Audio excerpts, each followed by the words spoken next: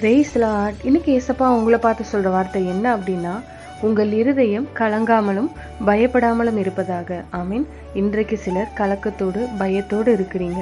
வெளியில தெரியல, உள்ளுக்குள்ள ஒரு கலக்கம் இருக்குது. வெளியில நீங்க தைரியமா சந்தோஷமா இருக்கிற மாதிரி காட்டிக்கிறீங்க. ஆனா உங்க இருதயத்தின் ஆழத்துக்குள்ள ஒரு கலக்கம், ஒரு பயம் இருக்குது. ஆண்டவராகிய இயேசு கிறிஸ்து சொல்றார், உங்கள் இருதயம் பயப்படாமலும் கலங்காமலும் இருப்பதாக. என் மகனே, என் மகனே, உன்னோட இருதயத்துல ஏன் இந்த கலக்கம்? எதை நினைச்சு இப்படி நீ கலங்கி போய் இருக்கிற? பயப்படாத, கலங்காத. நான் இருக்கிறேன்ல உனக்கு. அதனால சூழ்நிலையை கண்டு கலங்காத.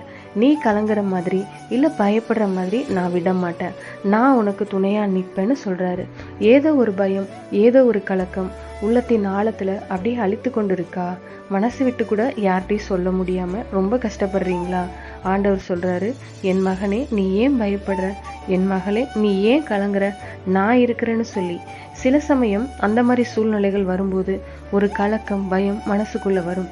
அந்த பயத்தையும் கலக்கத்தையும் சாத்தான் பயன்படுத்தி நம்மளை சோர்ந்து போக பண்ணணும்னு நிறைய ட்ரை பண்ணுவான். அடுத்த செகண்டே இந்த வார்த்தையை நீங்க சொல்லணும். நான் கலங்க மாட்டேன், பயப்பட மாட்டேன், ஆண்டவர் என் கூட இருக்கிறாருன்னு நீங்க சொல்லும்போது அந்த சூழ்நிலையே மாறிடும். கர்த்தர் மாற்றிடுவார்.